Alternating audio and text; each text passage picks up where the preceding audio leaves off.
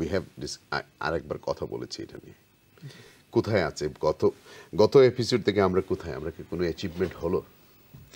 জি, ধন্যবাদ জানাচ্ছি আপনাকে। জি, থ্যাংক ইউ। গত যে পর্বে আমরা আলোচনা করেছিলাম তার থেকে এখনকার যে অবস্থা, সেখানে সিগনিফিকেন্ট যে ইমপ্রুভমেন্ট যেটা হলো সেটা হচ্ছে সিজ ফায়ার, এটা কার্যকর হলো। এবং বাইডেন প্রশাসন এই ক্ষেত্রে আমরা বলতে পারি যে সম্পূর্ণ ফেইলিয়ার হয়েছে।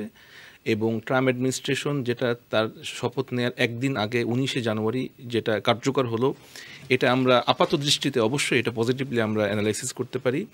এবং এখন মূল বিষয় হচ্ছে যে এটাকে রিকনস্ট্রাকশন, অর্থাৎ যেটা সিজফায়ারের যে শর্তের তৃতীয় এবং চতুর্থ ধাপ, সেটা হচ্ছে মূল চ্যালেঞ্জিং বিষয়। এবং নেগোসিয়েশনের যে শর্তগুলো ছিল আর কি, আগের যে অবস্থান ছিল সেখান থেকে অবশ্যই ইসরায়েলকে কম্প্রোমাইজ করতে হয়েছে। এবং হামাসের পক্ষ থেকে যে শর্ত দেওয়া হয়েছিল, ফরচুনেটলি ওর আনফরচুনেটলি ইসরায়েলকে সেটা মেনে নিতে হয়েছে। শর্তটা আমার একটু বলুন, আমরা একটু শুনি। আচ্ছা, এর আগে যে শর্ত ছিল সেটা হচ্ছে যে গাজায় সম্পূর্ণভাবে ইসরায়েলি সৈন্য মোতায়েন করা থাকবে এবং হামাসের যে সদস্যরা মুক্তি পাবে, কোন সদস্যকে মুক্তি দিবে এবং দেবে না এর সম্পূর্ণ রাইট ইসরায়েলের কর্তৃপক্ষের কাছে থাকবে। এবং কিছু হামাস সদস্যকে তারা গাজায় ফিরতে দেবে না, তাদেরকে তৃতীয় কোনো রাষ্ট্রের সাথে তারা প্রত্যাবর্তন করবে, এরকম কিছু শর্ত ছিল যেটা হামাস তখন মেনে নেয়নি। এখন যে শর্তগুলো হয়েছে সেখানে বলা হয়েছে যে এখান থেকে যদি একজনকে ছাড়া হয় ইসরায়েলের পক্ষ থেকে, তাহলে ইসরায়েল ফিলিস্তিনি 30 জনকে ছাড়বে।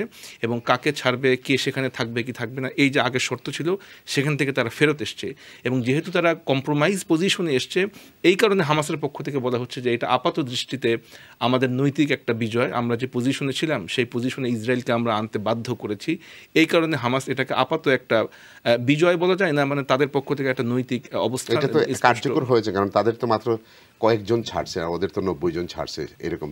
জি, এবং ইসরায়েলের পক্ষ থেকে যেটা বলা হচ্ছে সেটা অ্যালার্মিং, সেটা বলছে যে যারা যাবজ্জীবন কারাদণ্ডপ্রাপ্ত তাদেরকে ছেড়ে দেওয়া হচ্ছে। এবং আমরা দেখেছি যে 2 জন মন্ত্রী যারা পদত্যাগ করলেন, তারা এই গ্রাউন্ডেই মূলত তারা অপোজ করেছেন যে যাদেরকে কোর্টের মাধ্যমে ট্রায়াল করা হলো, যাদেরকে লাইফ সেন্টেন্স দেওয়া হলো, কেন তারা মুক্তি পাবে এই নেগোসিয়েশনের মাধ্যমে, এই গ্রাউন্ডে কিন্তু তারা পদত্যাগ করেছে।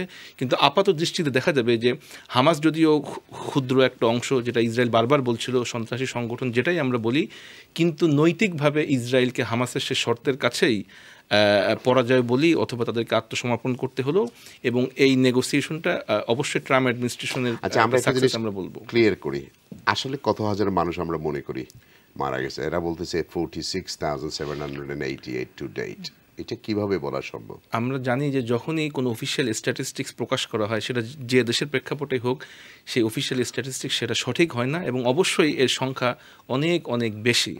এবং সেই সংখ্যাটা কত হবে এটা তো অবশ্যই আমরা নির্ধারণ করতে পারি না, তবে মানে আমরা প্রিজিউম করি যে এটা অবশ্যই এর ডবল 3 ডবল হবে এবং এর সংখ্যা আমরা জানি না।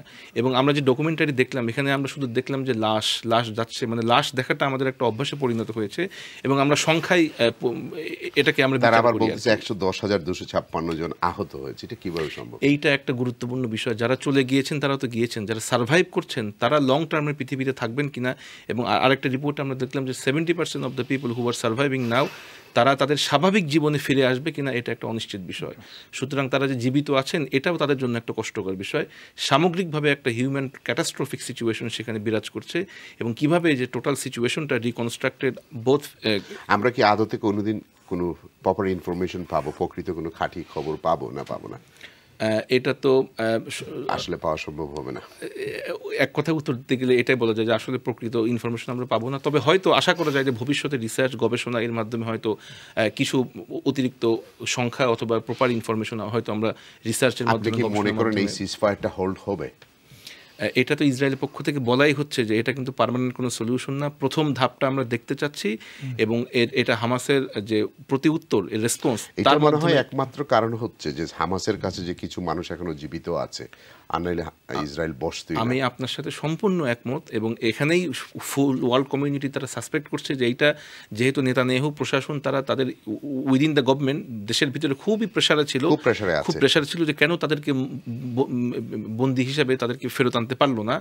আমার কাছেও এটা একটা সন্দেহ হচ্ছে যে আপাত দৃষ্টিতে প্রাথমিকভাবে যদি এই যে 39 জন এদেরকে ছেড়ে দেওয়া হয়, আমি এই বিশ্বাস ইসরায়েলের উপর রাখতে পারি না যে তারা আবার অ্যাটাক করবে না। Thank you.